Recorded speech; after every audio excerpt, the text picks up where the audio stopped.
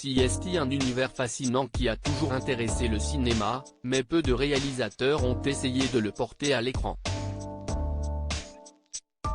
Si grâce à une série sur Netflix la Formule 1 est redevenue très populaire auprès du grand public, il semble plus compliqué d'adapter la course automobile la plus prestigieuse du monde sur grand écran.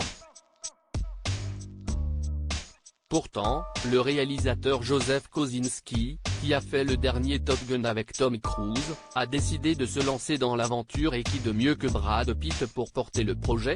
L'acteur de 58 ans aime bien se mettre dans la peau de ses personnages, et pour préparer son rôle, il s'est donc rendu au Grand Prix des États-Unis, qui s'est déroulé le week-end dernier à Austin, au Texas.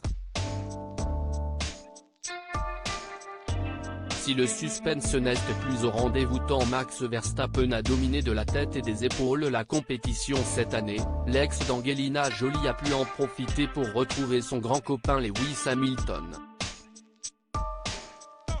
On l'a également vu aux côtés de Charles Leclerc, et il a même eu droit à un petit tour du circuit dans une Ferrari de route avec le pilote monégasque. Brad Pitt a également eu la chance de se rendre sur le paddock quelques minutes avant le début de la course, comme c'est souvent le cas pour les invités de marque.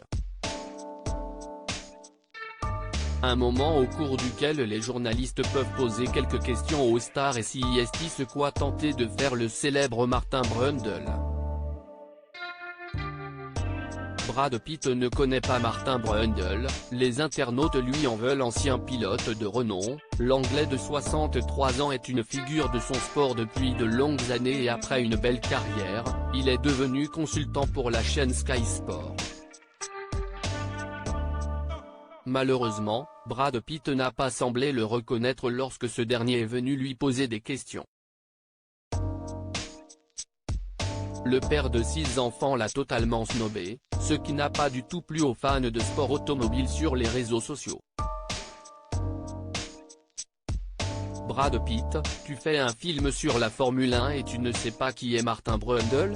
Ou encore Brad Pitt a baissé dans mon estime. Tellement irrespectueux, les internautes sont très déçus de l'attitude du comédien.